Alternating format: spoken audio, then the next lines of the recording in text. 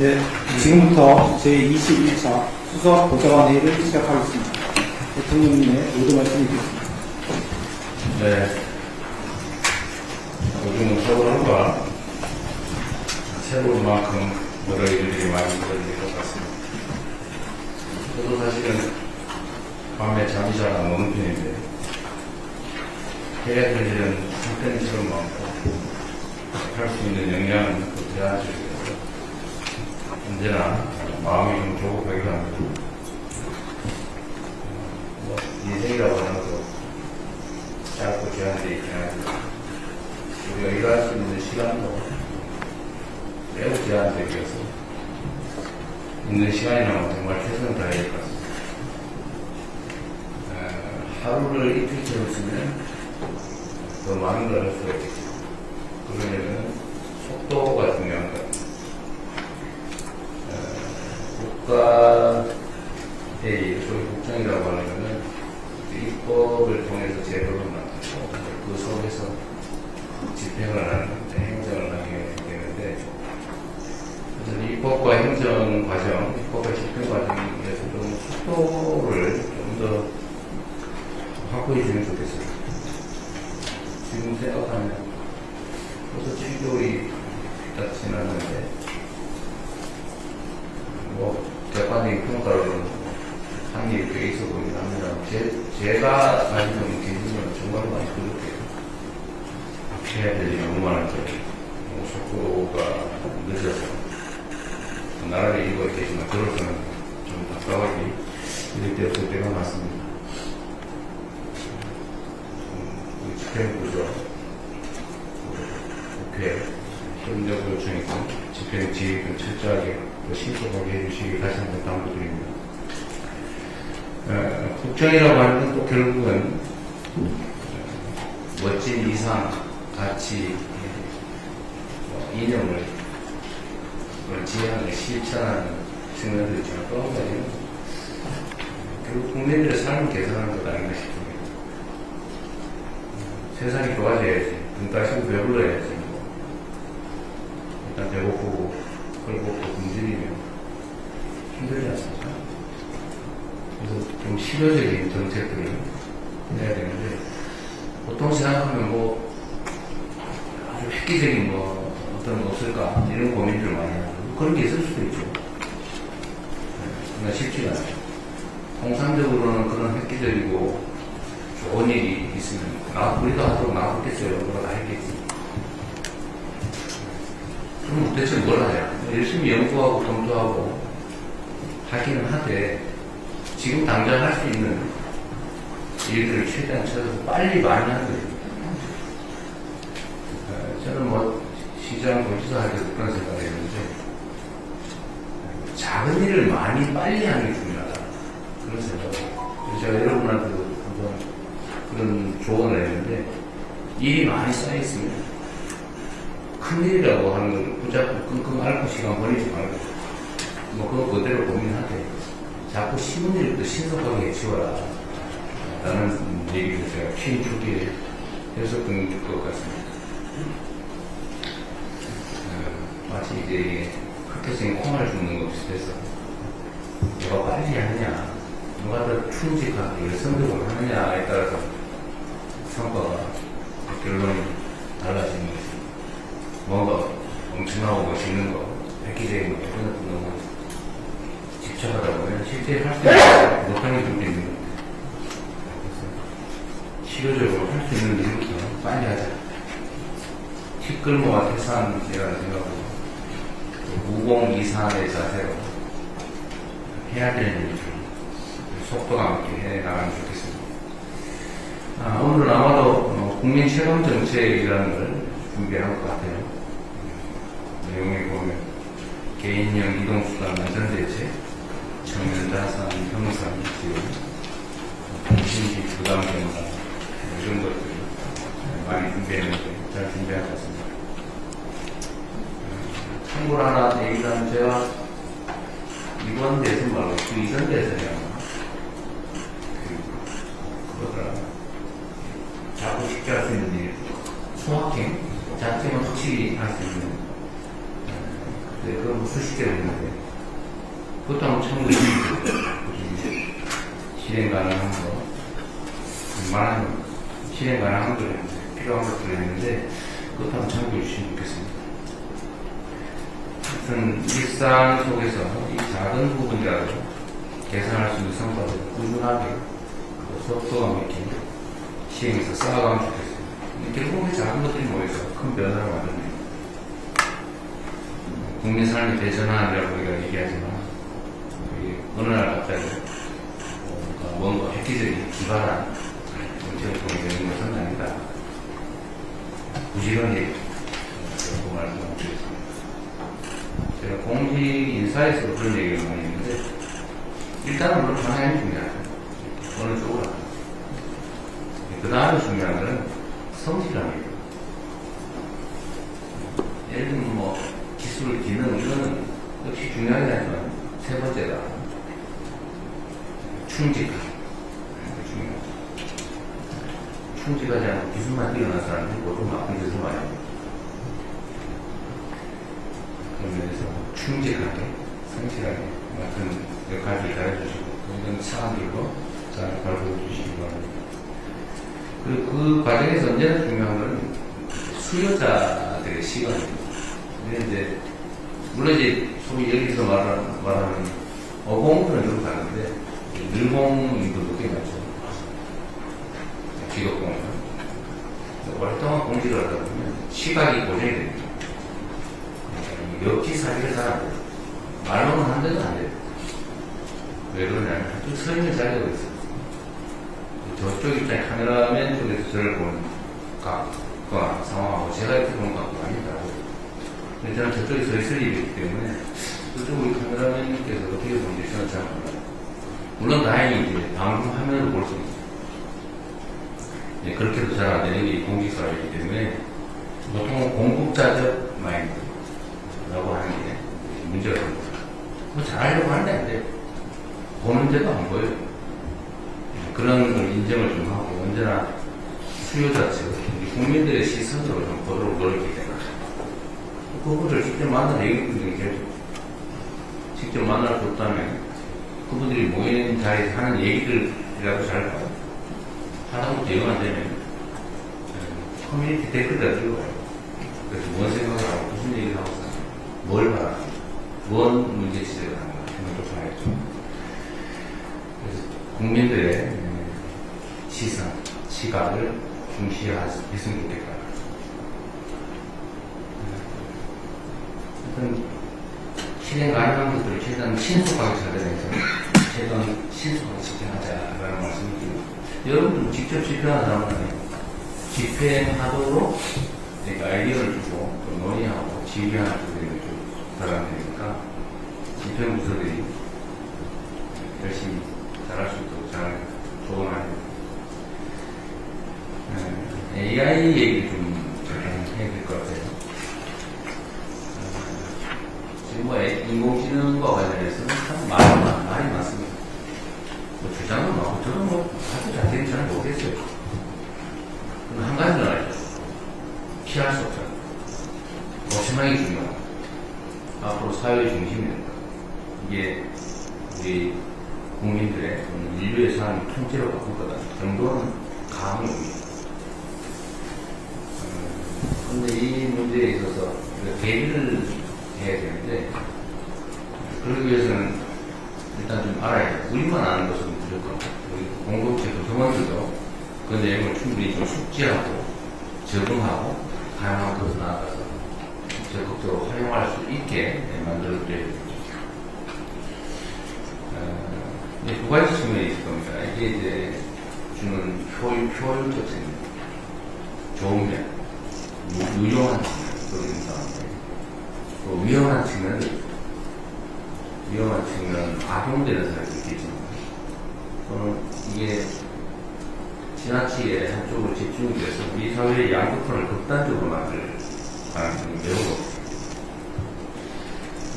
그럼 그에 대한 대비책도 필요할 거다.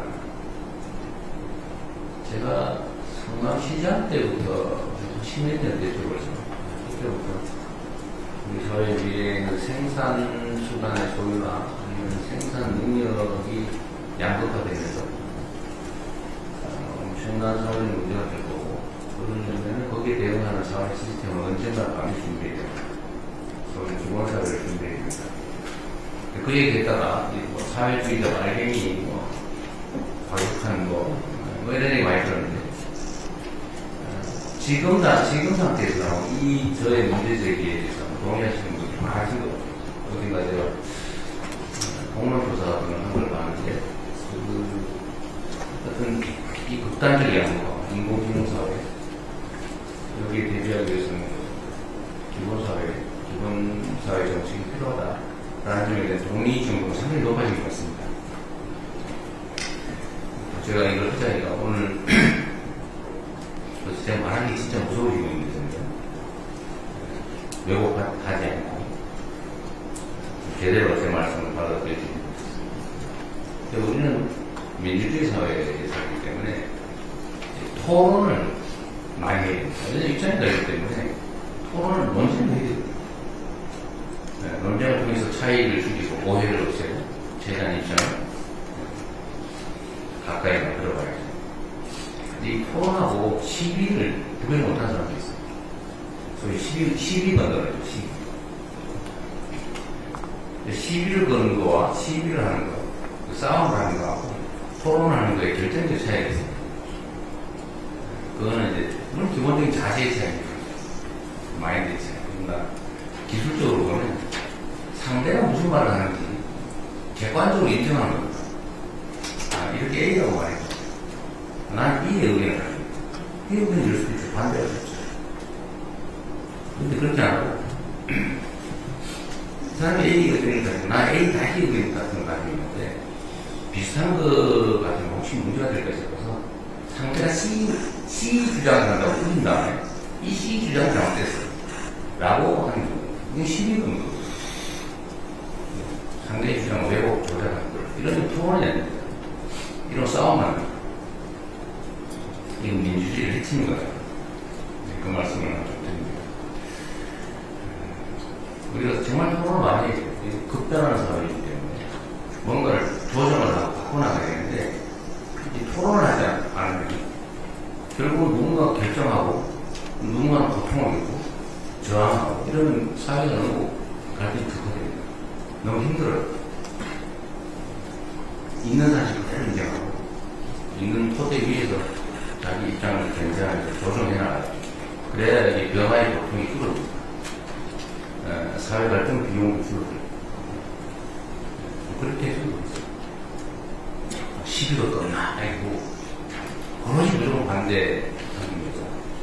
없는 것도 지어내가지고 상대 주장을 왜곡해서 공격하고 이러지 않았습니다. 그런 사회 발전이 안 됩니다. 지금 태고 기본사회에 관한 얘기가 좀 진지하게 하면 되겠습니다. 너무 정치적으로 접근하지 말아요. 생산력이 소수에 집중되고 그 생산이 너무 크기 때문에 한번 생각해 보십시오. 지금 생산 로봇 때문에 생산 로봇을 현장에 못 들어오게 하겠다고 이제 어느 노동조합이 선언을 한 것 같아요. 물론 뭐 진짜는 아니고 아마도 투쟁 전략이 일부겠죠. 투쟁 전략 전술의 일부일 겁니다. 그런데 과거에 우리가 이제 전기 기관, 그 다음에 기계가 도입됐을 때 기계 파괴 운동이라고 사람들이 일자리를 뺀다고 기계 부수자 이런 운동이 있었잖아요. 근데 그걸 물론 거대한 수혜를 피할 수 없습니다. 결국 그 사회에 빨리 적응해야죠. 기술을 익히고 전기기관 기계를 통제하는, 조정하는, 만들어내는, 수리하는, 뭐 이런 기능이 또 필요하잖아요. 거기에 적응을 빨리 해야 됩니다. 그리고 인공지능 로봇들이 이제 스스로 판단하면서 데이터를 분석해가면서 현장에서 24시간 먹지도 않고 불빛도 없는 딱딱한 공장 속에서 지치지 않고 일하는 그런 세상이 또 오게 돼 있어요. 피할 수 없어요. 그럼 그 생산 수단을 가진 쪽이 엄청난 부를 축소가 되는데, 대다수의 사람들이 일자리를 찾기 어렵고, 물론 일자리였겠지만, 정말 기계 인공지능이 할 수 있는 아주 고도의 노동 일자리, 아니면 그 인공지능 로봇이 하지 않는 더 싼 노릇, 뭐 이렇게 일자리 양극화 될 거라고 예측했습니다. 생각보다 빨리 오고 있어요. 그럼 거기에 우리가 대응해야 돼. 좀 준비해야 돼. 지금 당장 그렇게 하잖아요. 조금씩이라도 준비를 했어. 어차피 올 세상에는 그래 미리 준비하고 대비해놔야 돼. 조금씩이라도 적응해 나가야 됩니다. 그런 문제에 대한 고민들도 좀 많이 했으면 좋겠습니다. 우리 기억에 이런 게 있을 거예요. 한때 저도 그걸 봤는데 온 동네에 주산 학원이 쫙 늘려있을 때가 있었습니다. 주산. 온 동네에 뭐 창문까지 그런 데도 이제 1원이요, 2원이요 이런 막 이렇게 그리고 앉아가지고 막 주산 상상을 하면서 막 숫자 8248 더하기 2548 곱하기 2는 막 이런 거 했잖아요. 근데 그게 어느 순간에 전자기상기로 대체되더라고요. 그리고 학원이 싹 사라져버리더라고요. 어느 순간에. 몇 년 사이에. 그리고 온 동네가 컴퓨터 학원이 쫙 들어왔어요. 처음부터 컴퓨터 학원이 들어왔어요. 근데 그것도 어느 순간 나타났어요. PC방으로 나가고 놀이터로 나가고. 근데 이렇게 세상이 급변하는데 저는 인공지능도 비슷하고 모든 국민이 이걸 사용하지 않을 수 없어요. 최대한 빨리 인정하고 빨리 학습하고 또 정부는 학습할 기회를 부여하고 이걸 도구로 많은 사람들이 생산에 참여할 수 있는 기회를 만들어요. 우리가 해야 될 현재 가장 중요한 일이다. 생각을 바꾸는 준비를 해야 돼요. 이건 절대 안 돼. 이건 있을 수 없는 일이야. 알고 하지 마. 말하면 빨리. 이렇게 하면 적응이 안 돼요. 안타깝게 그런 게 있죠. 저는 뭐 얘기하는지 못할지 모르겠는데 주식시장 주가가 지금 정상화되는 과정이라고 보거든요. 세상에 다 알고 있었어요. 한국만 그렇잖아요. 똑같은 주식인데 한국 오면 한 4, 50% 할인된다고. 근데 우리나라에 상장하는 미국 가서, 아니 유럽 가서 상장하잖아요. 이유는 한국이기 때문에. 왜 한국이 뭐 때문에? 그거 제거하면 정상으로 갈까요? 그래서 정상으로 가는 중이잖아요. 근데 이걸 인정 못하는 사람도 있어요. 그럴 일 없어. 그러면 안 돼. 이게 정치적으로 판단해가지고 반대 방향으로 가다 망하는 사람이 있잖아요. 그 방치하면 안 되죠. 이게 이제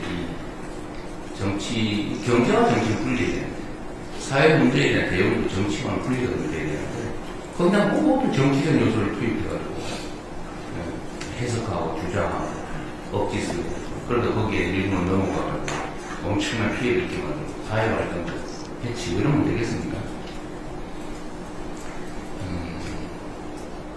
이런 것도 있어요. 가끔씩 우리가 이제 어려운 걸 듣는 경우가 있는데, 외국으로부터 부당한 공격을 당합니다. 최소한 그럴 때는 바깥에 함께 목소리를 내고 같이 싸워줘야지. 아, 잘 됐다. 저놈 얻어맞네. 잘 때리고 있어. 이러면 되겠어요. 그거 누구지 뭐라고. 그러지 않았으면 이게, 그래서 되게 선진국이라고 불리는 나라들은 외교 안보 문제에 관한 입장이 크게 다르잖아요. 그런 걸 정리하기 수단으로 쓰지 않는 것 같아요. 이런 얘기. 왜냐하면 모델이 필요합니다. 옛날에 그 얘기 있었잖아요. 우주인이 지구로 오면 우리 모두 함께 싸워야지. 우리 내부에서 싸우더라도 우주인 쳐들 때 같이 힘을 맞춰야 되는 거 아니에요. 그런 얘기도 있었는데. 이 외교 안보 문제에 대해서 이 어려운 국제 상황 속에서는 정말 힘을 좀 모아줘야 됩니다. 왜 싸워요? 정말 이 힘든 국제 사회 속에 파고라고 하는 걸 힘을 합쳐서 함께 넘어가면 좋겠습니다.